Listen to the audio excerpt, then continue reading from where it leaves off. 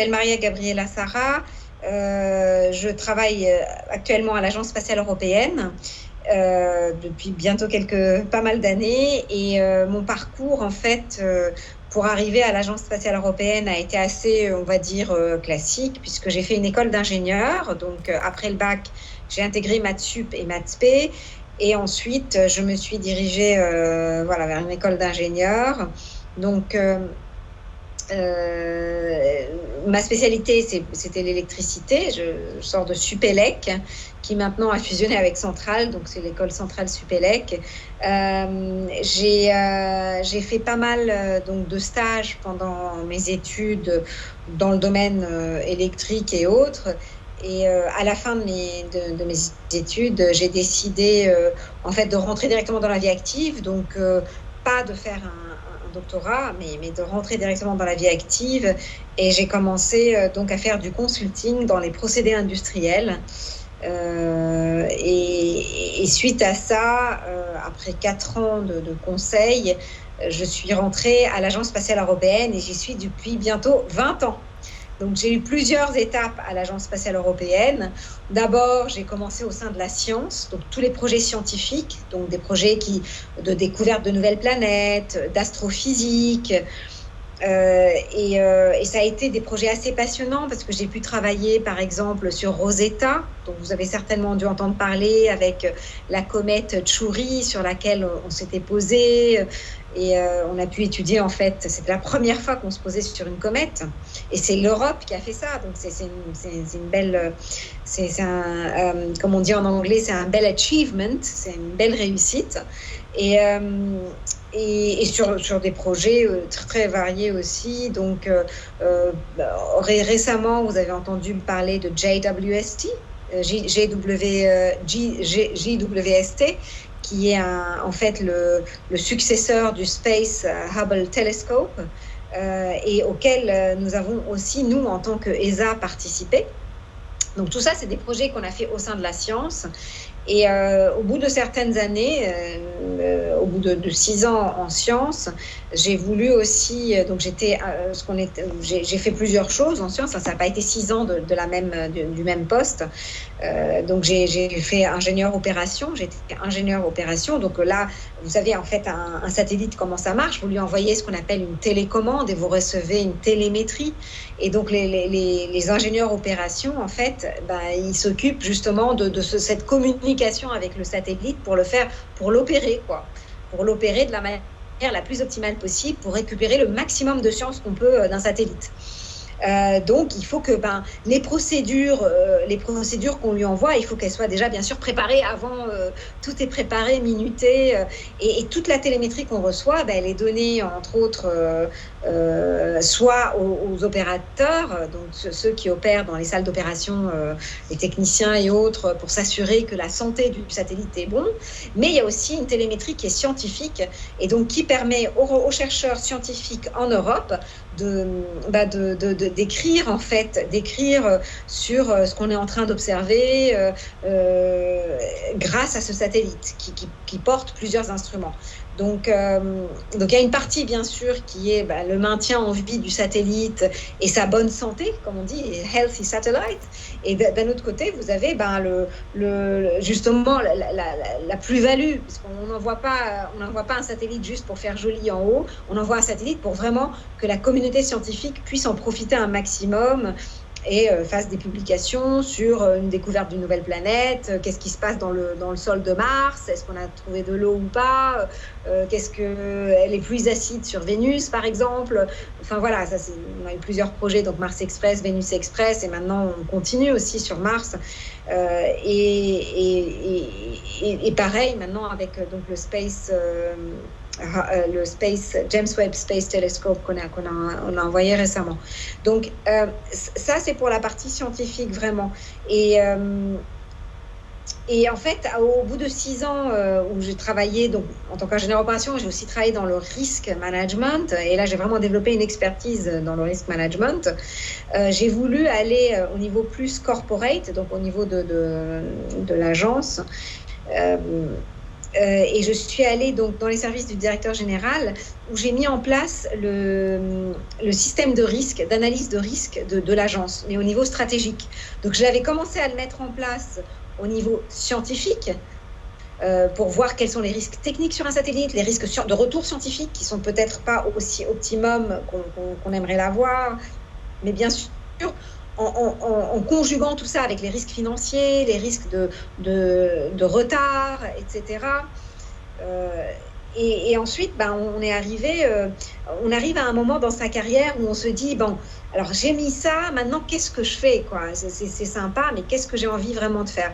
Et quand on a une opportunité de grandir, après c'est un choix personnel. J'ai des collègues qui ont voulu rester dans la technique toute leur vie. Moi, j'ai voulu grandir plus dans un domaine plus managérial et puis avoir une vision plus globale de l'agence. Donc au bout de 6 ans, au sein d'une direction spécifique qui est la direction de la science, j'ai décidé d'aller dans les services du directeur général où là, j'avais une vision vraiment très globale de toute l'agence et de toutes les directions que nous avons au sein de l'ESA. Donc l'ESA, l'Agence spatiale européenne, comme vous le savez, a plusieurs directions et vraiment balaye vraiment toute une panoplie de domaines, allant de l'observation de la Terre, en passant comme par la science, bien sûr, mais aussi par les transports spatiaux. Donc Ariane, dont vous avez certainement dû en entendre parler, et on développe en ce moment Ariane 6, mais aussi Vega, qui est un plus petit lanceur que nous avons aussi développé.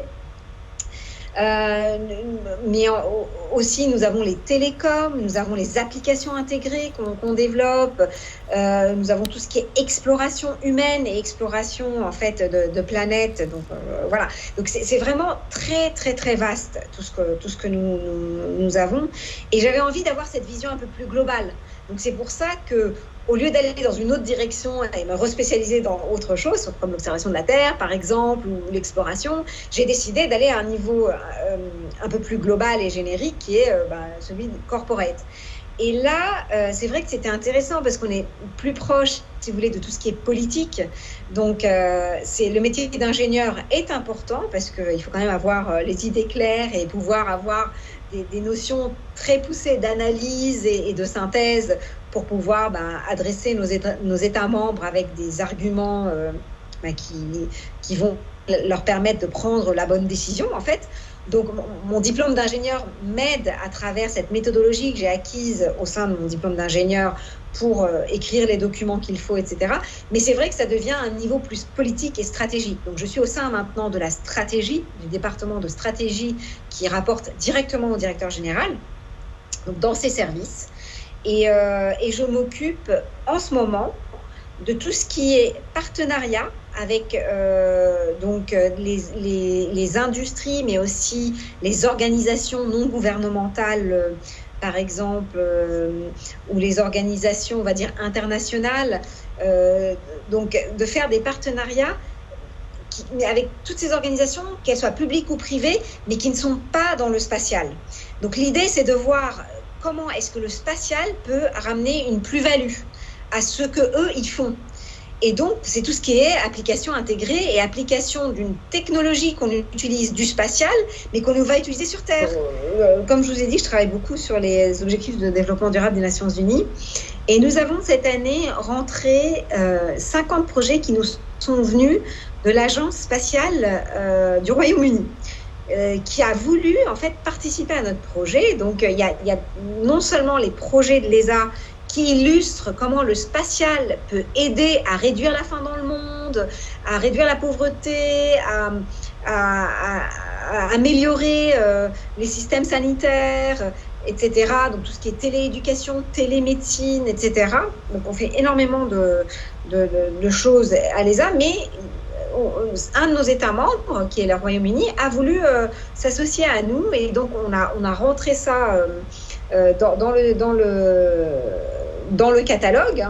Et en fait, je dois dire que un truc qui me tient à cœur vraiment, c'est vraiment de faire un peu la promotion de ce catalogue, parce que je trouve que ça rend les choses tangibles pour n'importe qui, même quelqu'un qui n'est pas du tout dans le spatial, de voir que le spatial influe sur sa vie de tous les jours, influe par exemple sur les moyens d'éducation. Je veux dire, vous n'avez même pas besoin d'aller très loin. En Afrique, par exemple, on n'a même pas besoin d'aller en Afrique où on fait beaucoup de télééducation, mais même dans des régions reculées en Europe, dans les Alpes, en Italie, etc., et ben, où c'est pas évident d'arriver, ben, on peut faire des projets de télééducation. Donc, au lieu d'envoyer le professeur ou le maître d'école, il peut donner aussi des cours à distance grâce, en fait, à des projets de télééducation qu'on fait donc, grâce aux satellites. Et donc, ça, c'est un exemple, mais on a énormément d'exemples, en fait, où on se rend compte, de toute façon, dès que vous vous réveillez le matin et vous prenez votre téléphone portable à la main, c'est clairement... vous vous rendez compte que pour vous regarder le temps qu'il fait, ensuite, vous voulez aller quelque part, vous utilisez votre navigateur qui est sur votre téléphone, tout ça, c'est grâce aux satellites. Donc maintenant, nous avons Galileo qui fait en fait, qui est un peu plus précis que le GPS américain. Donc Galileo, qui est un système de navigation qui est déjà à partir du iPhone numéro 8, vous avez Galileo sur votre téléphone, quoi. Donc ça vous permet, en fait, on ne s'en rend pas spécialement compte. Et ce catalogue nous permet de nous rendre compte, mais mince, mais même moi qui travaillais au sein de l'agence spatiale, je ne me rendais même pas compte de tous les projets qu'on avait qui aidaient à améliorer notre vie quotidienne. Et ça me touche. Donc j'essaie beaucoup d'en faire la promotion. Et donc voilà, avec notre département de la communication, nous avons aussi mis en place une exposition qui est tournante. Et il n'y avait pas seulement nous, il y a aussi avec le CNES, avec la Commission européenne, etc. On s'est réunis, donc il y a eu un projet d'exposition tournante dans différents pays où en fait, avec des panneaux, on montrait vraiment comment le spatial aidait à atteindre les objectifs de développement durable. Et je trouve que pour le citoyen européen, ça rend les choses très, très tangibles. Parce qu'ils comprennent enfin, mais c'est vrai, mais on ne se rend pas compte que ça nous touche de manière très réelle et réaliste et on va dire palpable, quoi. C'est vraiment tangible, quoi. Donc voilà, ça c'est quelque chose qui me tient à cœur en ce moment.